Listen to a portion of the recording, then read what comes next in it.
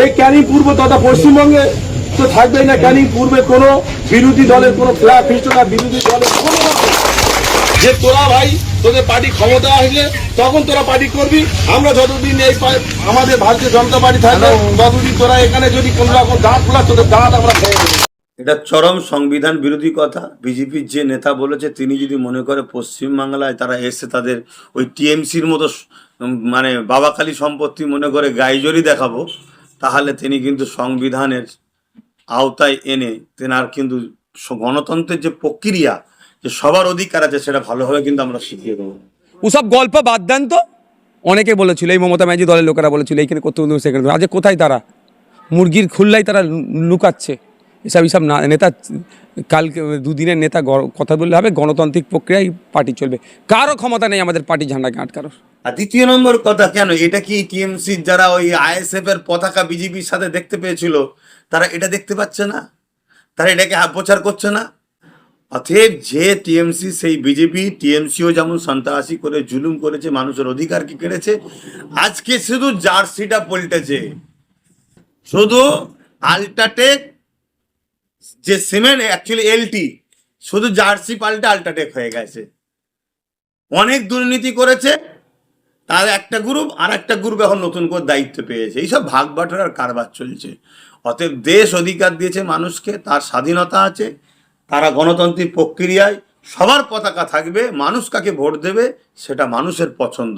পতাকা ভোট দেয়নি, কিন্তু এই পতাকা বিরোধী করতে গিয়ে, জুলুম করতে গিয়ে টিএমসির কি হয়েছে, এরকম জুলুম যদি করে তাহলে ওদেরও সেই দুর্দশা হবে। আস্তে না আস্তে আমার তো সন্দেহ হচ্ছে 5 বছর যাবে কি, তাও সন্দেহ হচ্ছে। হ্যাঁ, রাজতন্ত্র তো হয়ে গেছে, আমার কিসের সেই খাতা কলমে গণতন্ত্র, মুখের গণতন্ত্র, রাজতন্ত্র তো প্রায় হয়েই গেছে। হাকিকাত তো ওটাই দেখছি। আর এই যে সংখ্যালঘুরা ভোট দেয়নি, কেন দেয়নি?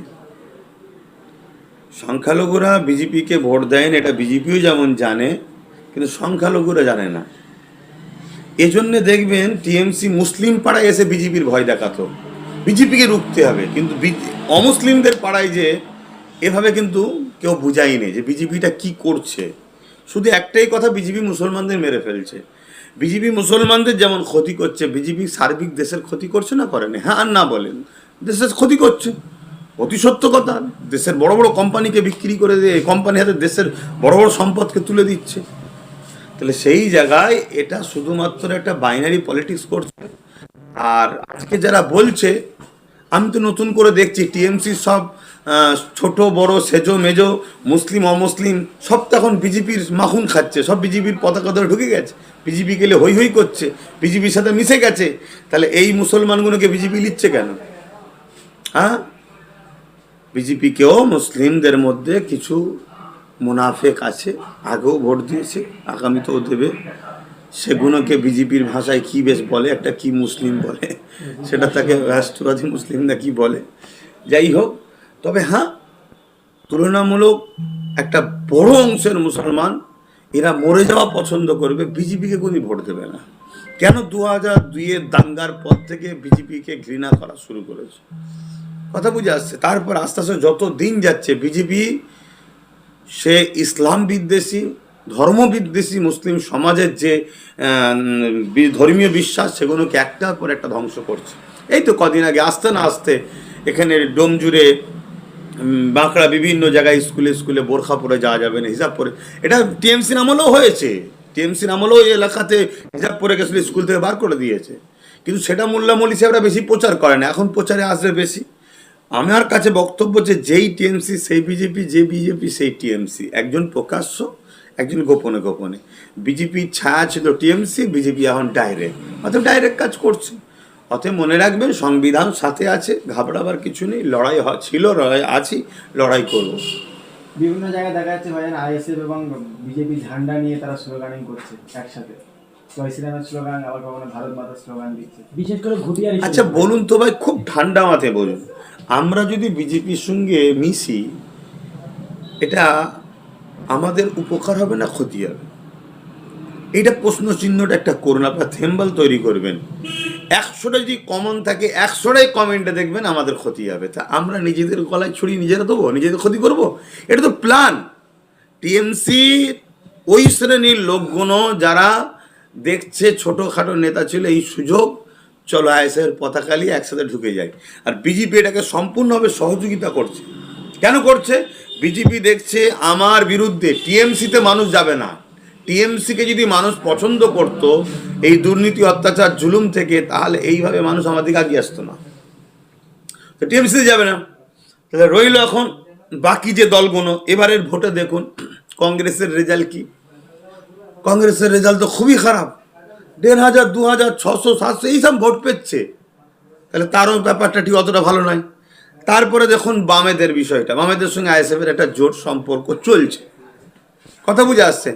তারপরও বামেরা তাদের কিন্তু ভোটকে সেইভাবে ঘুরিয়ে নিয়ে আসতে পারে না। কিন্তু আইএসএফের মিটিং মিছিলগুলো যেভাবে জনসমুদ্র তৈরি হচ্ছে, আর সবচেয়ে ইয়ং ছেলে, অর্থাৎ বিজেপিও দেখছে এই সময় আইএসএফ যেদিকে দুর্বল করা যায়, না হয় বিজেপি তো শক্ত হাতে দমন করতে পারতো না, ওরাও চাইছে আইএসএফকে একটা বদনাম করো। আর এই সুযোগে টিএমসির ওই শ্রেণীর লোকগুলো যারা বাঁচবে বলে দেখাতে চাই দেখো তোমাদের সঙ্গে আমি আছি, মূলত এটা সেজে আইএসএফের বদনামও করছে, আর নিজেরা নিজেদের ধান্দাবাজি এই ঝান্ডাকে নিয়ে করে বেড়াচ্ছে। তার যথেষ্ট আমরা ইনকোয়ারি করছি, যেখানে যেখানে আমরা পেয়েছি তাদেরকে সাসপেন্ড করছি। সেটা খুব 1%, খুব টোটাল হয়তো বাংলায় ৫-৬টা লোক পাবো যারা হয়তো ভেবে উঠতে পারেনি, কোনো রানিংয়ে হোক বা কোনো প্ল্যান মাপি হোক চলে গেছে, আইএসএফের সঙ্গে জড়িয়ে ছিল, তাদেরকে আমরা বাদ দিয়ে দিচ্ছি। বেশিরভাগটা এই ৫-৬টা ছাড়া সব ওই টিএমসিরই লোক, ঝান্ডা টাঙানো আছে, নিয়ে এসে নেমে গেছে। কোনো জায়গায় আইএসএফ পতাকা দিয়েছে কোনো অফিসে, তার পতাকার ওপরে বিজেপি পরে অফিস পতাকাতে দিয়েছে। এরকমভাবে আইএসএফকে বদনাম করার জন্য ষড়যন্ত্র চলছে। ভাইজান, ঘুটিয়ারি শরীফের মাজারে আইএসএফ এবং বিজেপির ঝান্ডা মাজারের উপরে মেরেছে, এবং ঘুটিয়ারি শরীফে একটা মসজিদে দেখলাম আইএসএফ এবং বিজেপির ঝান্ডা একসাথে মেরে দিয়েছে। যদি আইএসএফ এটা হয়ে থাকে, আমি ভাই জানি না, আপনি বলছেন এটা চরম অন্যায়। যদি আইএসএফের কোনো নেতৃত্ব করে থাকে তাহলে অবশ্যই ক্ষমা চাইতে হবে, ক্ষমা যদি না চায় তাকে দল থেকে সাসপেন্ড করা হবে। কিন্তু তার তথ্য প্রমাণ আপনাদের মিডিয়ার মাধ্যমে আশা করছি আমাদের কাছে পৌঁছানো হোক। শুভেন্দু অধিকারী মুখ্যমন্ত্রী হয়েছেন, তিনি বলছেন সকলের ফাইল খোলা হবে, অনেকে দাবি করছে তার ফাইলটা আগে খোলা হবে। এসব ইমেজ, এগুলো বলে বলে ইমেজ তৈরি করছে। সব দাদা দিদিতে যেমন চা খাইয়েছিল দিদি দাদাকে ডেকে, এবার দাদা দিদিকে ডেকে চা খাওয়াবে। সেই দিনের শেষে মার আমরা খাচ্ছি, কথা বুঝে আসছে। আমরা বিগত দিনেও মানে মার খেয়েছি, আবার বিজেপি এসে সারা কাছেও মার খাচ্ছি। দেখুন যারা আমাদেরকে সেই দিন দালাল বলেছিল, আজকে তারা বিজেপির দল করে পুরো একদম মাখন খেয়ে বেড়াচ্ছে। এই হচ্ছে ব্যাপার। লাস্ট প্রশ্ন, দিলীপ ঘোষ পরিবর্তনের পরে বলছে মুসলিমদের অনেক উন্নয়ন হয়েছে, আর কোনো উন্নয়ন হবে না। দেখুন ওদের দলের যে আইডিওলজি যেভাবে চলছে বিজেপি, তা ওদের মুখ থেকে এর থেকে ভালো কথার আর কি আশা করছেন? ওদের মুখ থেকে এরকমই কথাই বেরোবে, মুসলমান বিদ্বেষী, ইসলাম বিদ্বেষী কথা। মুসলমানকে তো কখনোই বিজেপি অ্যাকসেপ্ট করে না। মুসলমানদের মিটাবার জন্য তো বিজেপি সর্বসময় এক পা এগিয়ে আছে, তা আজকে সেটা বলছে।